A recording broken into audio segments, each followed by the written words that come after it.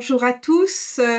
Buen dia, bienvenidos. Good day to everyone. Greetings to celebrate the ICPC's 30th anniversary. Mon nom est Chantal Bernier. J'ai eu le privilège d'être présidente du CIPC pendant 10 ans. J'ai également été privilégiée de pouvoir contribuer à son travail lorsque j'étais à Sécurité publique Canada et j'ai pu voir vraiment de près la qualité et l'importance de son travail. Donc, je suis absolument ravie d'être avec vous pour souligner ce 30e anniversaire. J'ai l'honneur de passer la parole à Madame Frédérique Porterie, qui est la présidente du conseil d'administration du Centre international pour la prévention de la criminalité, et également procureure de la République à Bordeaux et depuis longtemps une femme engagée dans la prévention de la criminalité. Madame Porterie. Je disais simplement merci à Chantal pour cette rapide présentation de ma biographie. En acceptant de prendre la présidence du CIPC, je mesure l'honneur qui m'a été fait et cette participation à ce webinaire m'oblige.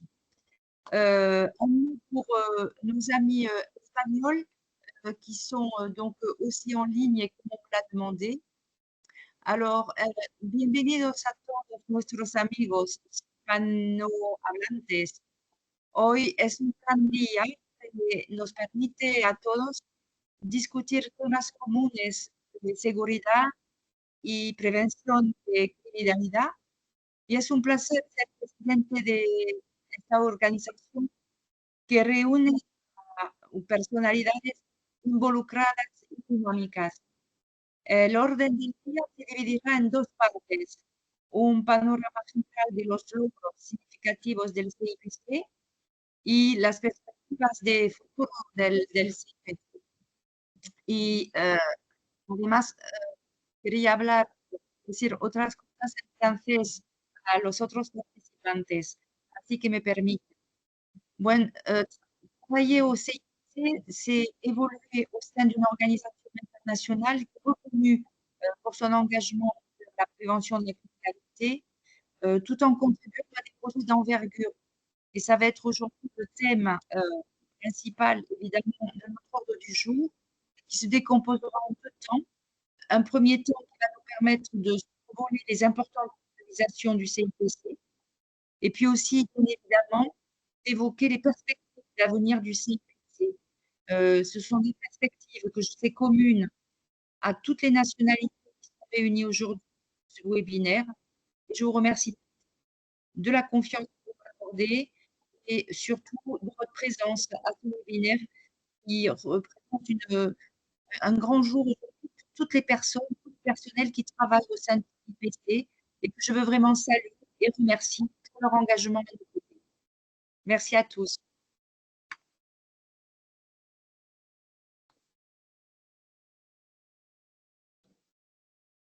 Merci, Madame Porterie. Et bien, justement, la leader de ce personnel si dévoué, Anne Champoux, la directrice générale du CIPC. Je vous passe la parole. Merci Chantal et merci encore d'avoir accepté d'être notre maître des cérémonies et de toutes les années que tu as consacrées au CIPC. C'est très apprécié, Chantal. Alors, j'ai envie de vous dire, chers collègues, partenaires et amis, c'est un immense honneur pour moi de vous accueillir aujourd'hui pour célébrer les 30 ans du Centre international pour la prévention de la criminalité. J'y suis depuis maintenant 2018, ça va vite, et j'ai vraiment eu la chance de diriger cette organisation avec passion et engagement. Et je suis profondément fière de ce que nous avons accompli tous ensemble. Le CIPC est né d'une vision audacieuse par les gouvernements québécois, canadiens et français, celle de renforcer la sécurité de nos communautés à travers des approches multisectorielles et collaboratives. Cette vision, nous l'avons portée et enrichie au fil des années Grâce au soutien de nos précieux bailleurs de fonds, des membres de notre communauté internationale, des différents membres du conseil d'administration, ainsi que nos collaborateurs à travers le monde. Je tiens d'ailleurs à souligner notre profonde gratitude à plusieurs pionniers de l'organisation, c'est-à-dire nos fondateurs visionnaires bien sûr, et nos nombreux collaborateurs qui ont façonné le CIPC au fil des ans. Je vais nommer quelques noms, mais évidemment, je ne peux pas tous les nommer, mais je vais en nommer quelques-uns et je m'excuse pour ceux qui ne seront pas là. Alors, je pense à Gilbert Bonnemaison, évidemment, à Irvin Weller, à Margaret Shaw, à Jean-Luc Besson, à Paul Gérard, à Serge Bruno, Valérie Sagan, Daniel Sansfaçon, Daniel Cauchy, Manon Gently, Cathy Travers, Brandon Welsh, Erling Brodstad, Suzanne Pianard, Yves van der Vloot, Raymond Dury et bien sûr, comme je le disais, j'en passe. Leur contribution à la recherche appliquée, aux projets internationaux et au développement de nouvelles approches a été inestimable et leur héritage continue d'ailleurs d'influencer tout notre travail. Nous devons également saluer les partenaires et bailleurs de fonds qui nous ont soutenus sans relâche. Je pense plus précisément à la Ville de Montréal, le gouvernement du Québec, le gouvernement du Canada et bien sûr le gouvernement français. Votre confiance nous permet de continuer à offrir notre soutien auprès de la population depuis toutes ces années. Je tiens donc à saluer Alain Vaillancourt, responsable de la sécurité publique à la Ville de Montréal, à Chad Westmacott, directeur général du secteur de la sécurité communautaire des services correctionnels et de la justice pénale du ministère de la Sécurité publique Canada, et Lucie Boulanger, analyste conseil de la direction des programmes du ministère de la Sécurité publique du Québec, qui sont présents aujourd'hui. I would add to our international network extending from Quebec to Canada, not forgetting Europe, Africa, Oceania, and Latin America, has been an essential pillar in the development of innovative and effective prevention strategies and the publication of international best practice reviews. I can say that the ICPC played a major role in the establishment of the United Nations Guidelines on Crime Prevention, and we are proud to have collaborated with organizations such as UN Habitat and the United Nations Development Program. As a member of the Program Network Institute of the United Nations Office on Drugs and Crime, as well as a member of the Inter-America Community of Crime Observatory, together we have worked not only to reduce crime, but also to enhance the sense of safety in communities. Suite à la pandémie de COVID-19, nous avons dû nous adapter à la réalité changeante et saisir certaines opportunités. L'équipe du CIPC a aussi développé des outils de formation et des modèles de diagnostic locaux de sécurité, de gouvernance et d'évaluation, et tout ça est devenu exportable. Nous en sommes particulièrement fiers. Aujourd'hui, alors que nous regardons vers l'avenir, nous sommes plus que jamais déterminés à relever le défi émergent en matière de sécurité. Ce webinaire est vraiment l'occasion de célébrer nos réussites, mais aussi de réaffirmer notre engagement à poursuivre notre mission avec rigueur, innovation et collaboration. Je vous remercie encore tous pour votre soutien indéfectible et pour votre engagement à nos côtés dans cette très noble cause. Merci. Merci beaucoup, Anne. Moi, j'en profite pour dire que ce soutien est beaucoup mérité par ton leadership. Je sais que ton équipe est dévouée parce que tu les inspires et que les bailleurs de fonds sont toujours là parce que tu as réussi vraiment à montrer toute l'importance et la qualité du travail du CIPC. Alors, tu as utilisé le mot fier. Oui, je crois que le CIPC devrait être très fier des accomplissements.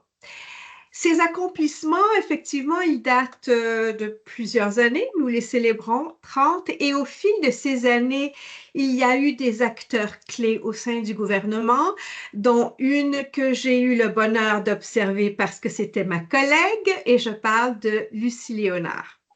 Lucie Léonard, qui est maintenant la directrice des statistiques de la justice et de la sécurité communautaire à Statistique Canada, qui a été longtemps au ministère de la Sécurité publique, au Bureau de la prévention de la criminalité, et qui a vraiment fait sa marque dans le domaine.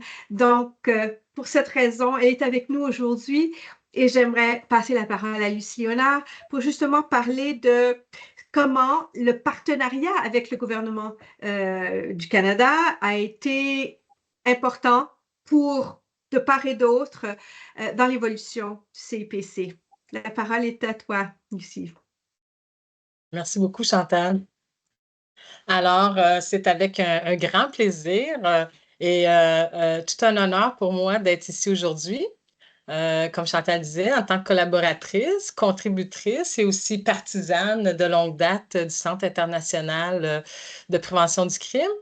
Pour nous, le CIPC, on voit qu'il a joué un rôle central vraiment dans l'avancement des connaissances et des actions en matière de prévention du crime et de sécurité communautaire au Canada, parce que quand même, c'était un concept qui n'était pas en opposé avec l'application de la loi, mais disons que c'était quand même un peu plus difficile de faire des actions continues et soutenues de la prévention.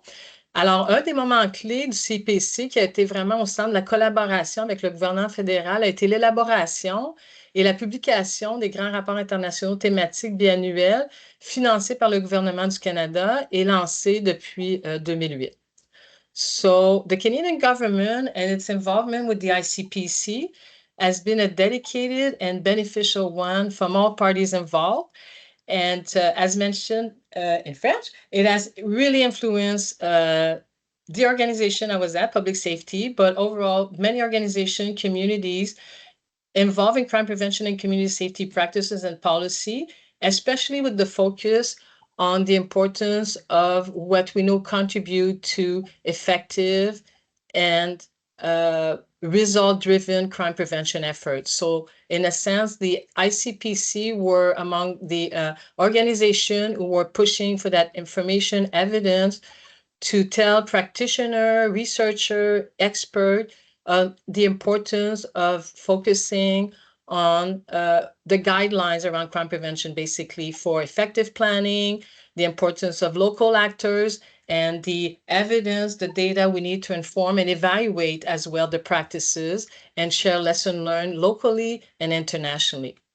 So launched and supported again by the Government of Canada, those biannual international report as well for us did provide sort of the basis to the importance of understanding well the trends and the issue, and then sometimes to go more in depth in some of those. And this is why those thematic reports were so helpful, because they were able to respond to emerging issue, bring some information and evidence, and establish the milestone or the key trends for the practices to be then implemented to deal with the specific crime or violence prevention effort.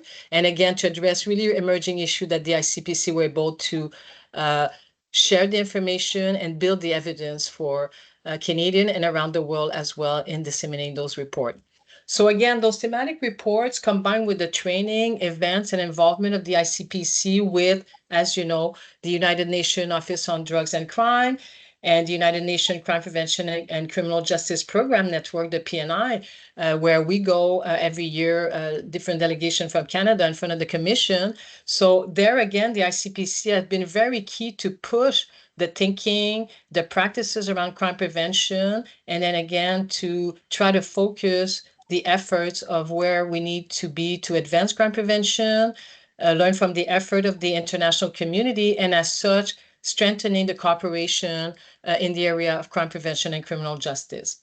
So in a nutshell, for us, the way we see the ICPC is that it has built the strong foundation for all different organizations in Canada involving crime prevention and the importance of collaboration and partnership with all levels of governments. For those of you who know Canada, we have local, regional, provincial, territorial, federal, and we are able to work together. An organization as the ICPC is really able to play sort of a mediator or anchor this collaboration and then to be able for all of us to contribute to that effort that has been there for many decades with the ICPC for preventing crime, creating safer, resilient cities and community all across the country here in Canada and around the world.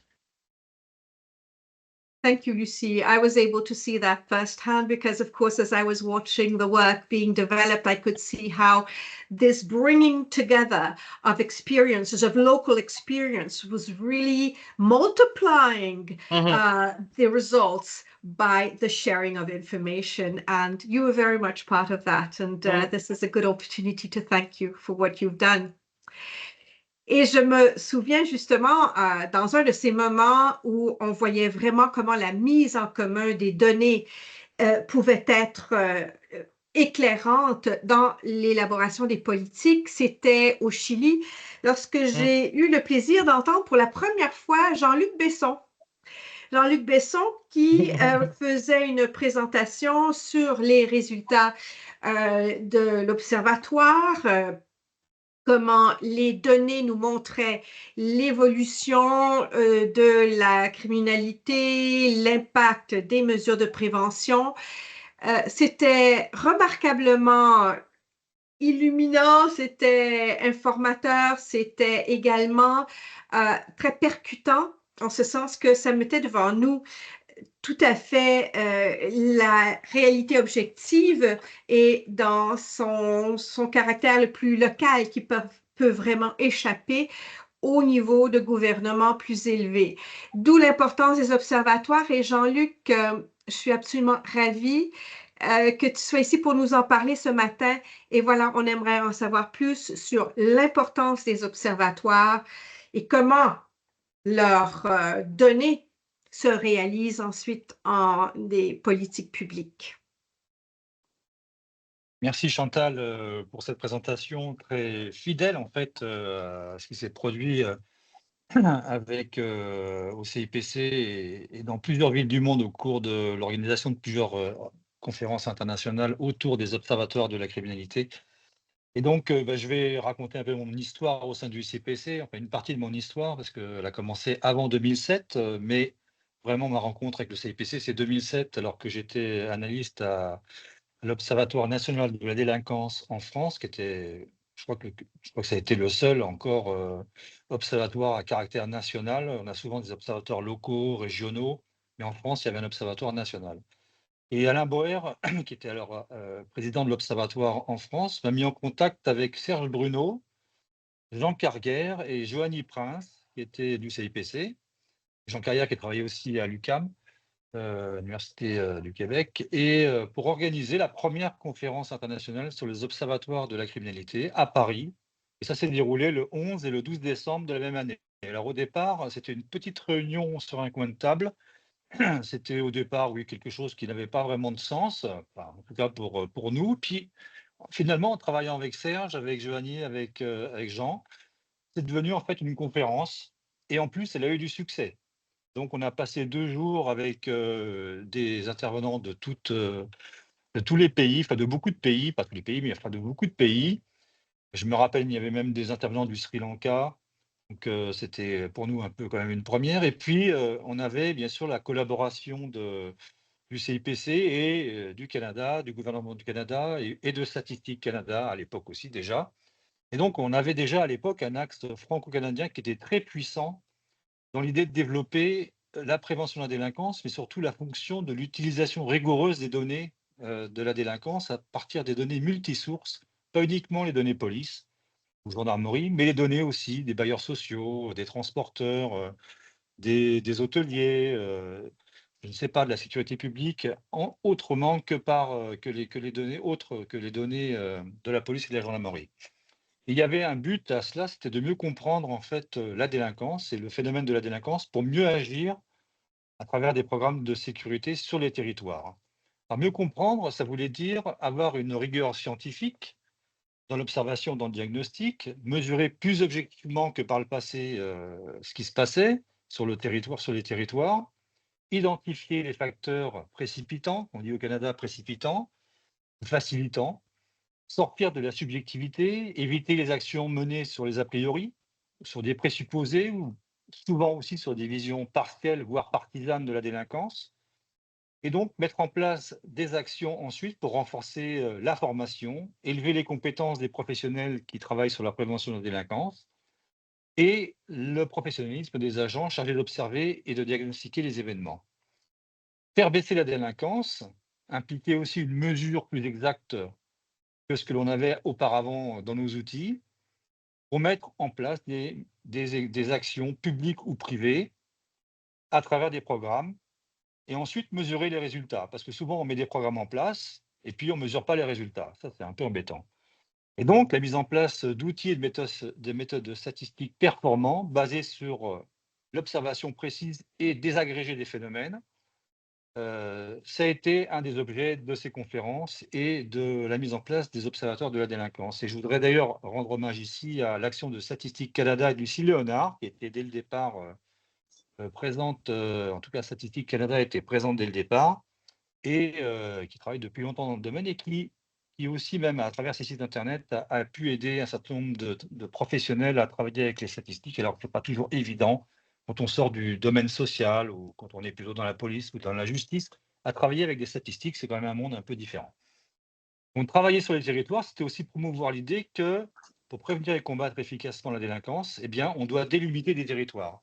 Et donc, on doit travailler avec des outils qui sont de l'information géographique. Comment on travaille, comment on caractérise un territoire, comment on le cartographie, et quels sont les outils modernes à disposition, comme les systèmes d'information géographique.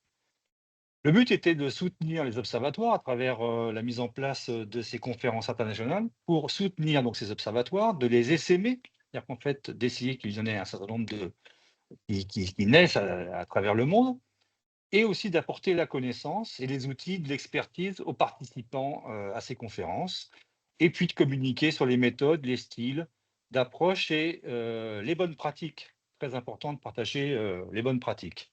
Donc on a organisé 7 conférences internationales à Paris, à Santiago du Chili, à Montréal, à Mexico, à Carthagène des Indes, en Colombie, à Bruxelles, et enfin à Paris de nouveau, sur une conférence qui était plutôt axée sur les mobilités, la sécurité dans les mobilités.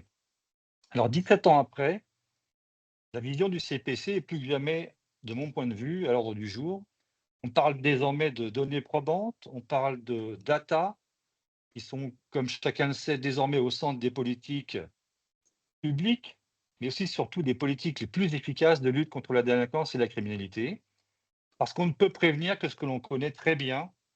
Et sinon, on chasse des fantômes. En fait, on essaye de trouver des solutions à des phénomènes qu'on n'a pas bien appréhendés.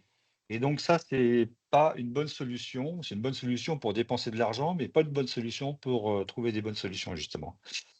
Et donc, ça reste tellement d'actualité à notre époque où les fausses informations règnent en maître sur les réseaux sociaux, où on trouve quand même beaucoup de présupposés dans les propos que l'on peut entendre à droite à gauche, à la télévision, qu'on peut lire dans les journaux. Les phénomènes de délinquance sont toujours plus présents, contre les femmes notamment, grosse thématique, homicides contre les femmes notamment à travers les homicides qu'on dit parfois conjugaux, mais qui s'étendent aux conjoints, ex-conjoints ou aux homicides au sein de la famille. La criminalité qui est aussi toujours présente en matière de trafic de stupéfiants, et là on atteint le domaine de la santé, et puis contre les populations au quotidien à travers les cambriolages, les vols simples, des choses comme ça. Pour lutter contre ça, la bonne solution, ce sont les observatoires de la criminalité, l'exploitation des données, et donc on pense que, en tout cas moi je pense que les observatoires ont encore tout l'avenir devant eux. Tout à fait. Moi aussi, je pense que tous ceux qui ont été participés d'une façon ou une autre à l'élaboration des politiques en matière de prévention de la criminalité. On sait que c'est un domaine où tout se passe sur le terrain. Donc, si on ne sait pas ce qui se passe sur le terrain, c'est absolument impossible d'intervenir de façon efficace. Et je tiens à te remercier pour tout le travail que tu fais depuis longtemps, un travail de pionnier et que tu fais toujours et d'être avec nous aujourd'hui. Merci beaucoup. And our next speaker is one of my mentors. She has taught me so much about the way to think about crime prevention, and that's Barbara Holtzman. Barbara came to the ICPC with the fixed methodology, being what does it look like when it's fixed, and that crisp, very concrete manner of putting it really is its strength, and the strength really of Barbara's approach in general. So Barbara, I'm absolutely delighted to have you with us this morning, and I'm turning it over to you to talk about how the fixed methodology was part of the ICPC's work, how your partnership has worked out on that with the ICPC. Thank you so much, Chantal and Anne, for having me here today. It's a great privilege, and I feel very proud to be here. My first engagement with the ICPC was in 2001 at a meeting in Pretoria, South Africa, and it's been a journey of lifelong learning and relationships that I really value. I remember in quite the early days having a debate with a mayor from the beautiful Montreal arrondissement of Lachine. He spoke about the high levels of fear of crime. And I asked him, why are people here afraid of crime? It seems so peaceful. And by comparison to anything that I'm used to, the crime rate is so incredibly low. And he replied that although the crime rate was indeed low, many old people lived in the area, and they were particularly frightened of young people who vandalized their letterboxes. And I asked, surely as a politician, your job is to reassure them that they need not be afraid, and perhaps to initiate a project whereby you introduce the young people and the old people and have them paint letterboxes together. In Canberra, another city famed for its low crime rate, four of us from the ICPC board had a meeting with the Attorney General, and we had a taxi driver who asked us what we were doing there, and he said, you better not believe a word he says. I bet he's never even been downtown to see what crime is really like, which made us all laugh a lot. And then also I suggested he should join us for the meeting, which made everybody else in the car very uncomfortable. Our fixed methodology is based on the principle that for a community to be safe, for a city to be safe, everyone must be useful and have agency and contribute. We're very proud that ICP has taken on the methodology and adapted it for local use, facilitating processes that explore a shared vision of what it looks like when it's fixed, and collaborating with stakeholders to break the cycle of crime and violence, to work together towards a shared vision of a place that is safe for women, for children, and where people can experience mutual respect, dignity, freedom, and trust. I think the ICP is needed now more than ever with its extraordinary library of knowledge and experience. The always expanding private security industry is a massive threat to our liberty, privacy, and free movement almost everywhere in the world. They have a vested financial interest in the promotion of technologies that feed on our fear and othering, fostering suspicion and the belief that we cannot be safe with one another and we should all be suspicious of each other. Crime prevention is essential to safety and to sustainable development. In Africa, all the countries that publish statistics about crime and punishment have prisons that are dangerously overfull. Sometimes in one country at the moment, there are 280% of the full capacity of the 100% capacity in their prisons at the moment. And that's dangerous. It's dangerous for everybody. And also, of course, the courts are grossly backlogged. So many of those people are awaiting trial. Recidivism everywhere is extremely high. In South Africa, the rate is believed to be between 87 and 94%, which means that if you are in prison, the greatest risk, you are at the greatest possible risk of committing crime in the future. Logically, that means we either need to double the size of criminal justice systems or halve the amount of crime.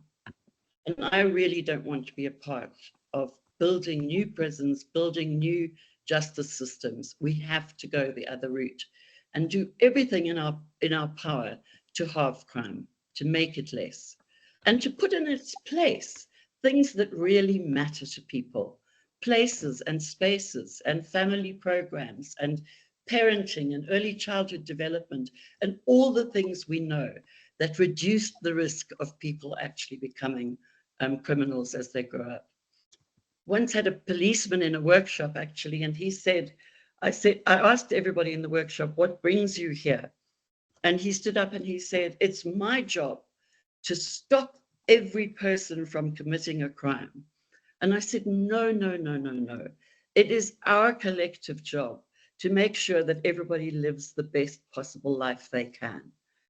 We should not look at people as potential criminals. We should look at them as potential assets in our communities, in our societies, in our countries. I'm extremely privileged to have both a history and a future with ICPC. And I offer my congratulations at this very important moment and in this important celebration, which I'm very grateful to be a part of. Thank you. Thank you, Barbara. And indeed, you have been part of the ICPC's growing, and you are part of the ICPC's future. And we're very thankful. Well, talking about the ICPC's future, c'est avec un grand plaisir que je donne la parole maintenant à Michèle Côté, qui est la conseillère scientifique du CIPC et qui va nous parler justement de grands projets qui sont en cours et de projets à venir au CIPC. Michèle. Merci Chantal. Alors, moi, j'appartiens à l'histoire récente du CIPC, mais j'ai fait toute ma carrière au service de police de la Ville de Montréal en sécurité urbaine.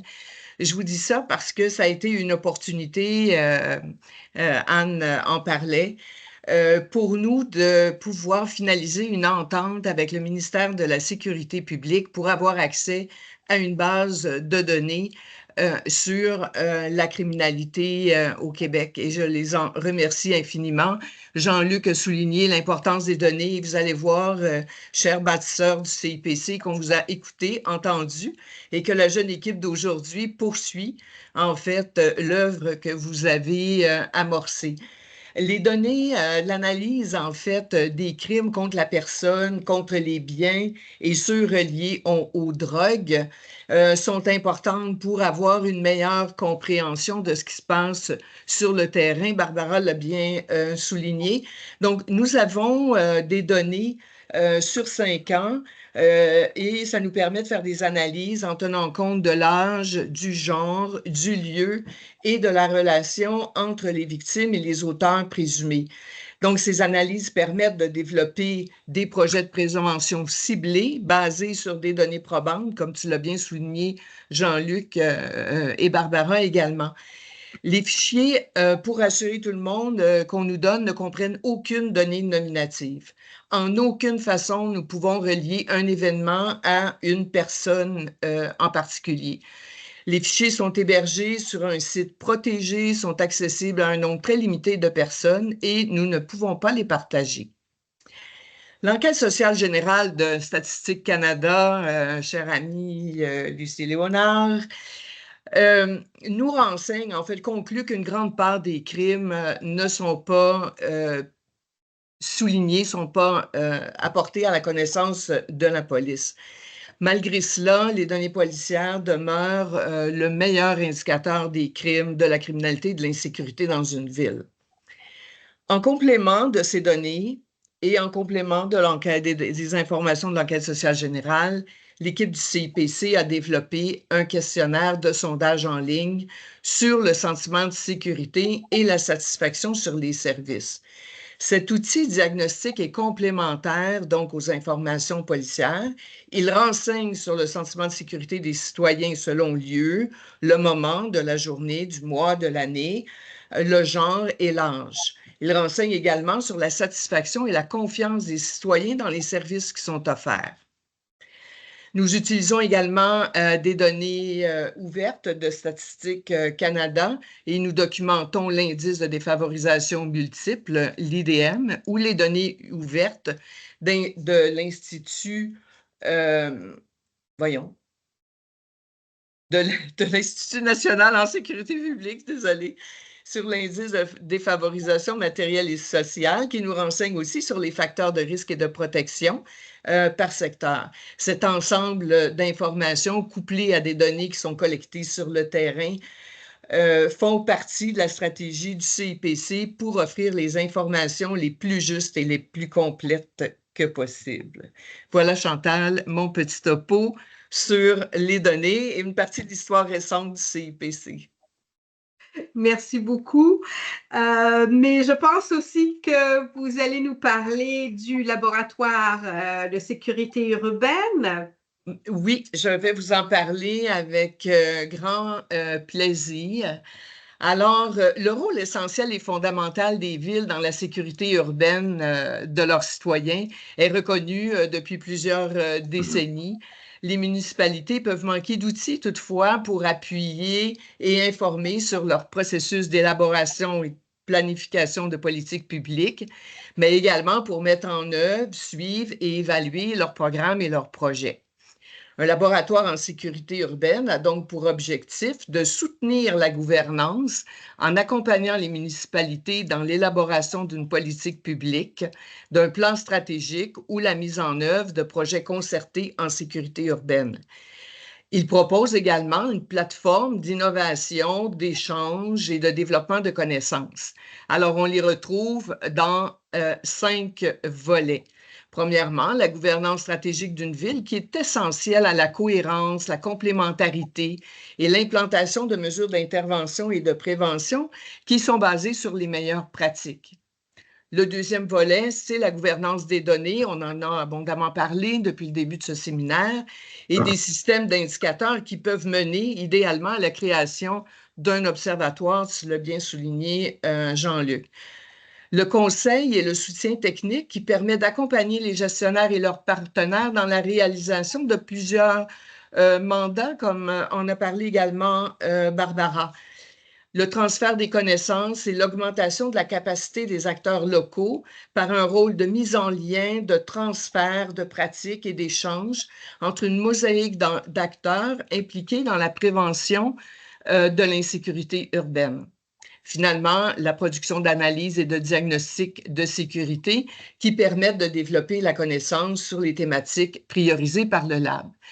Donc, le laboratoire en sécurité urbaine a été implanté à la Ville de Montréal en 2020. Ça a été le fruit d'un travail concerté des membres du RESAL. Alors, le CIPC gouverne, en fait, coordonne le réseau d'échange et de soutien aux actions locales de l'agglomération de Montréal.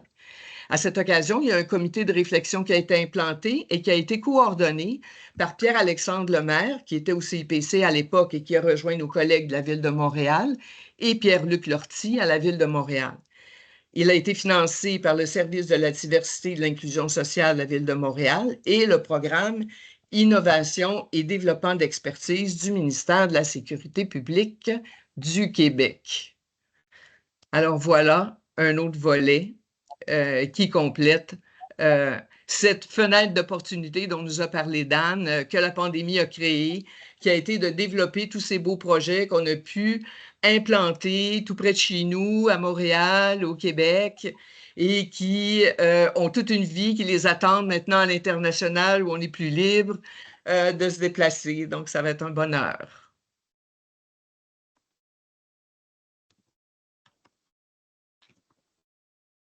Je ne t'entends pas, Chantal. Peut-être que je peux...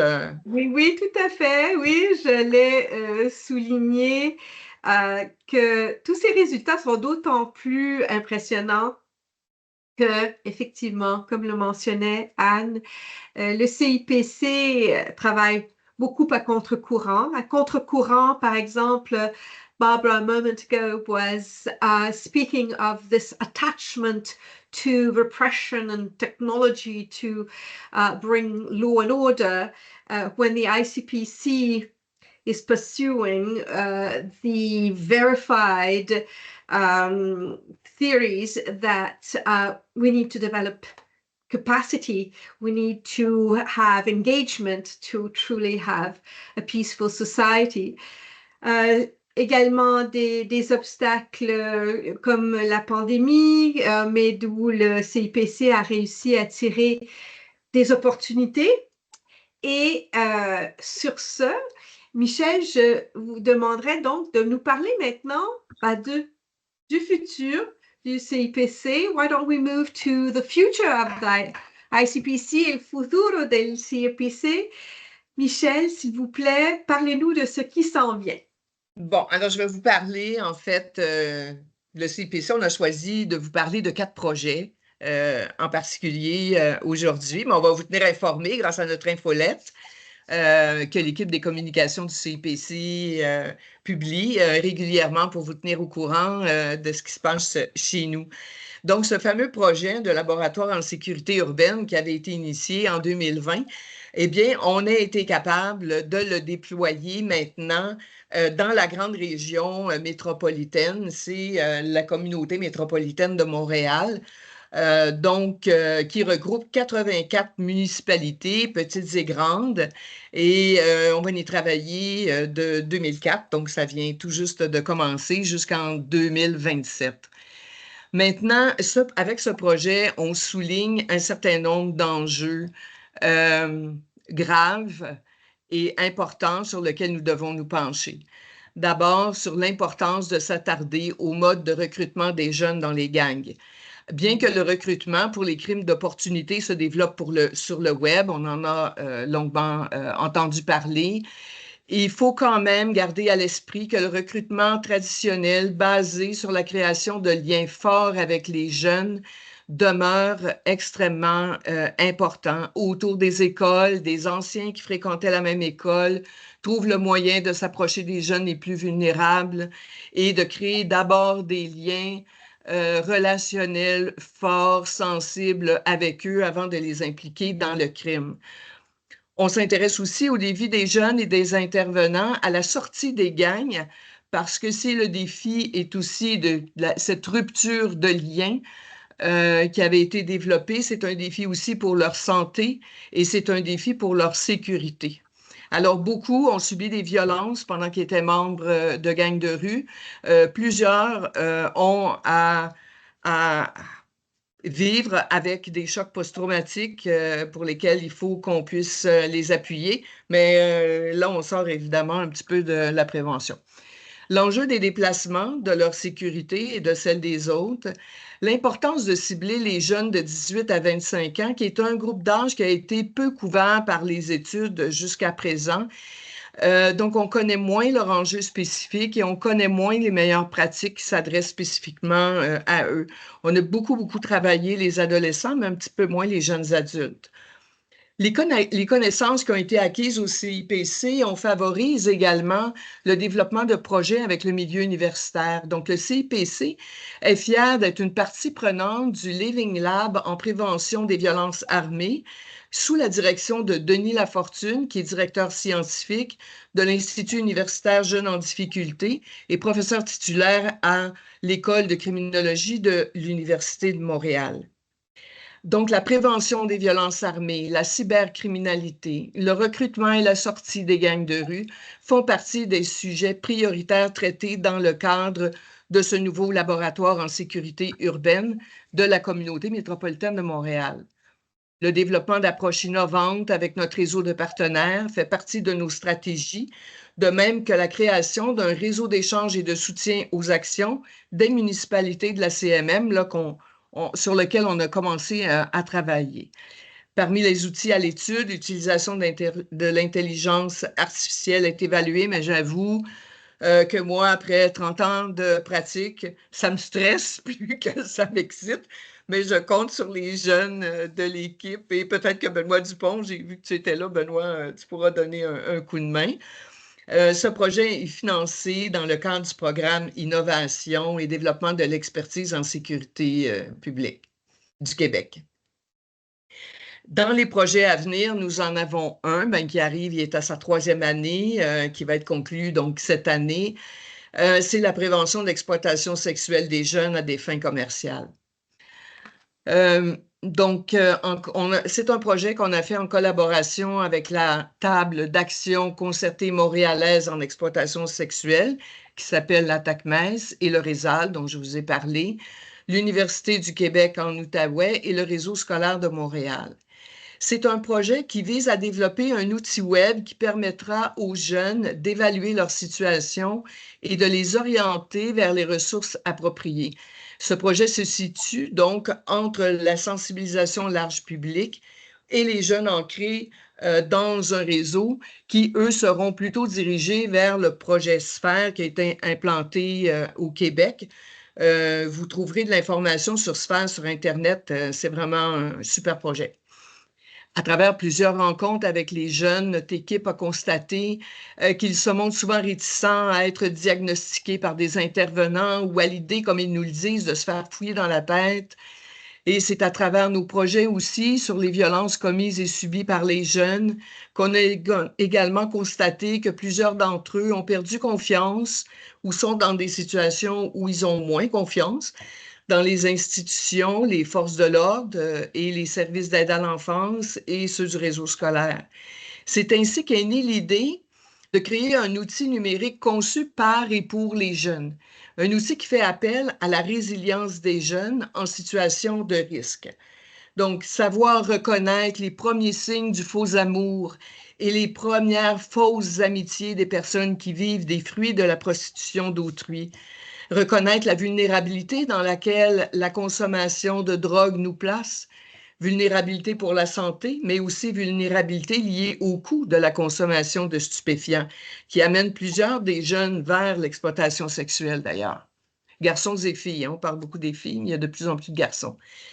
Pour diriger efficacement les jeunes vers les ressources qui répondent à leurs besoins, le projet comprend également le développement d'une cartographie des services disponibles sur l'île de Montréal et éventuellement ailleurs, qui sont accompagnés d'une description détaillée sur ce qu'ils font, ce qu'ils ont à offrir, leurs heures d'ouverture, s'ils offrent l'hébergement et comment ils peuvent vous aider. Dans le but d'atteindre un maximum de jeunes à risque, l'outil va être diffusé auprès d'intervenants communautaires et des professionnels du réseau scolaire qui pourront ainsi orienter les jeunes vers cette plateforme. De plus, on va tenter de rentrer directement en communication avec eux en le diffusant sur des sites qui sont fréquemment fréquentés par les jeunes. Un troisième projet, un projet qui n'a pas encore débuté. On espère qu'il va pouvoir débuter en novembre. Donc, la sûreté dans les mobilités. La sûreté dans les mobilités, c'est un enjeu qui est reconnu et absolument en phase avec le développement des transports actifs et publics dans les grandes villes du monde. En phase également avec les déplacements de population dans le contexte mondial actuel. La mobilité constitue une condition fondamentale de la qualité de vie au quotidien qui dépasse la simple question des déplacements des individus d'un point à un autre. Elle est reconnue comme une composante essentielle du droit à la ville, car elle garantit l'accès des citoyens aux nombreuses ressources et opportunités dans le contexte urbain, que le contexte urbain a à offrir. Depuis même 2016, l'Organisation des Nations Unies elle-même consacre cette notion du droit à la mobilité et rappelle le rôle d'inclusion et d'intégration socio-économique qu'elle joue. On sait que 60% de la population mondiale devrait vivre dans les villes d'ici 2030, que les bouleversements climatiques et géopolitiques se multiplient. L'accès à des systèmes de transport sûrs est un enjeu essentiel pour les citoyens.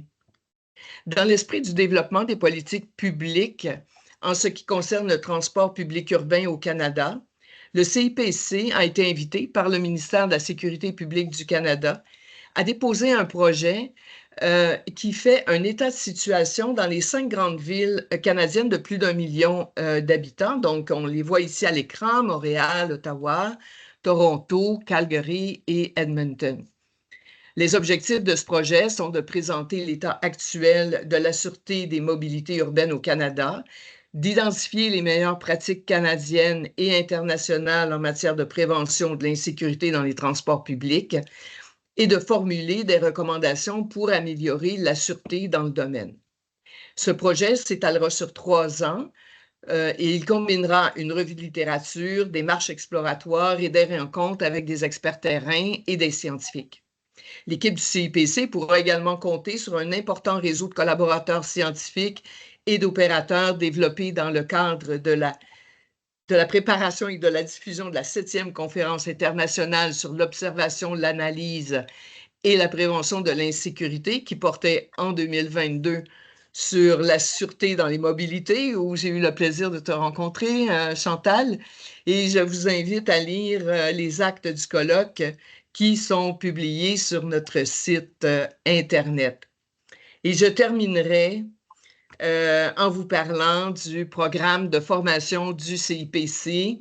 Barbara Ottman en a parlé. La mobilisation de la société civile est au cœur des stratégies des programmes de prévention de la délinquance. Elle demeure le principal enjeu des approches collaboratives. S'entendre sur une vision commune, convenir des points de convergence entre les mandats et les priorités des acteurs, ainsi que définir comment chacun peut contribuer, sont les premiers défis d'une démarche réussie. Barbara nous en a bien parlé, on l'a bien écouté, elle a bien formé les gens de notre équipe. Merci, merci beaucoup Barbara. Merci aussi pour ceux qui pourront en bénéficier. Le CIPC est fier d'annoncer dès aujourd'hui le lancement de son programme de formation à l'échelle internationale.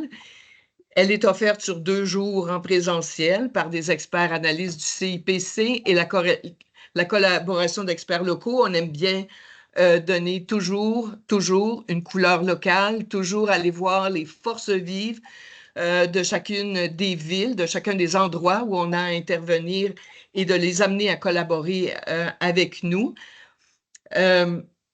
Donc, c'est toujours adapté aux besoins régionaux. Les objectifs sont d'identifier le niveau d'engagement des acteurs et de préciser comment chacun peut collaborer dans un schéma local de sécurité publique, améliorer les pratiques de diagnostic locaux en présentant et en intégrant différents outils, incluant les cartographies participatives, diversifier les actions de rapprochement entre la population et les institutions et la police, on nous le demande souvent. On peut aussi joindre des formations thématiques à ce programme de base ou faire des formations thématiques, une activité en tant que telle. Il y a plusieurs sujets qui peuvent être abordés sur les gangs de rue, on en a parlé, autant le recrutement que leur sortie, sur le rôle important des travailleurs de rue et quelle est leur fonction dans cet écosystème de prévention de la délinquance. On a fait une expérimentation l'an dernier sur la place des jeunes dans la ville et on a vu que c'est vrai, souvent on se dit, bon, les jeunes sont à l'école, les jeunes sont à la maison, les jeunes sont dans les activités, mais quelle est vraiment leur place dans la ville? Donc, c'est une activité qu'on pourrait aussi joindre au programme initial pour nourrir des discussions entre les acteurs clés de la prévention, qui sont invités à présenter leurs pratiques, qui ont montré des succès dans différents domaines. On parle de prévention par les sports, les arts et le loisir, les savoirs et la culture, l'emploi et l'habitation. Tout cela dans le but de réfléchir, de convenir, de définir ou de consolider la place des jeunes dans la ville. Alors voilà où nous en sommes aujourd'hui. On travaille très fort. On a commencé à présenter tranquillement. Le programme est sur notre site Internet, mais on en a parlé en France. Jean-Luc, tu as eu l'occasion d'y jeter un œil. Merci pour tes bons conseils. Et voilà, ça sera complet pour moi. Merci beaucoup, Michelle. So we are at the top of the hour. This has been a very full hour. I think the sense of pride has infused all of the presentations. It's time for me to say thank you to the panelists, not just for being with us today, but for all they've done for the ICPC throughout these 30 years. Merci également aux personnel du CIPC parce que vous êtes derrière tous ces accomplissements. Nous sommes si fiers aujourd'hui. Et merci à tous les participants pour votre appui et pour avoir célébré avec nous le succès du CIPC pendant 30 ans. Felicidades, meilleurs vœux and best wishes. Au revoir à tous. Au revoir.